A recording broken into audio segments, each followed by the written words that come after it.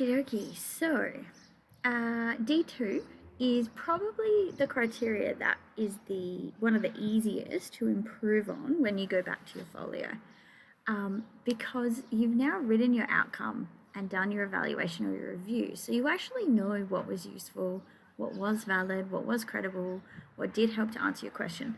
So you can actually apply that developed insight to your findings. Now, I would strongly recommend that you go to the research project portal on Sector and go back to the sections where we had produced a whole bunch of materials for you to enhance your work. And in that, there's some videos there that talk about how to discuss things in detail and how to show good evidence. And they're basically there to give you the leg up that you need to improve your work. All of the research practices materials are also available there if you want to use them. And at the bottom, there's also the overview of the folio materials with a whole bunch of resources that you can use to build up your work.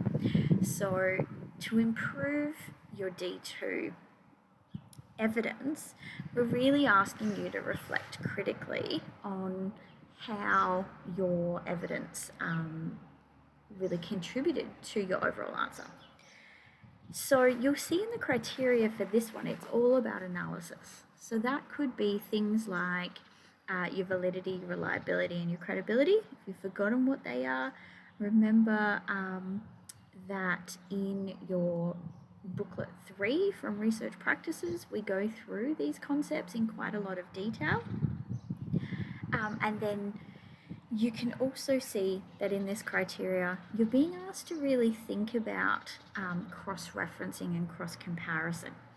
So a really effective folio is going to have evidence of similarities and differences. So you might do that as a Venn diagram. You might do that as, some comparison charts.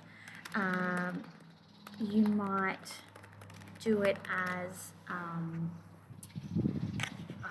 just trying to think, maybe like as a picture, like you could have like a mind map of key ideas and how different sources supported that. You might just have it as an annotated bibliography. You might have it as that's not how you spell bibliography. You might just have it as a cross-comparison thing at the bottom.